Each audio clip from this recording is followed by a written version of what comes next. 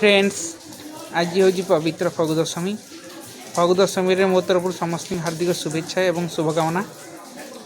वर्षक 12 मास 6 ऋतु ओडिया आम ओडियार इष्ट प्रभु जगन्नाथ तांकरी उद्देश्य आम समस्त पर्वपर्वाणी अनुष्ठित होता है। तांकरी पर्व मध्य आज दोल पर्व स्टार्ट होती।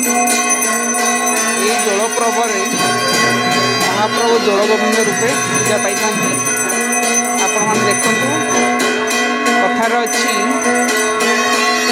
दोलेश्च दोल गोविंद चापेशु मधुसूदन एवं रथुज बामन दृष्टि पुनर्जन्म न लभ्यते। यार अर्थ है महाप्रभु दर्शन जदि आम दोलबेदी करवा गोविंद रूप एवं चापरे मधुसूदन एवं रथ पर बामन रूप में भगवान को दर्शन करती ताहले आमर पुनर्जन्म हो न था। यार अति सुंदर भाव में वर्णना स्कंद पुराण रही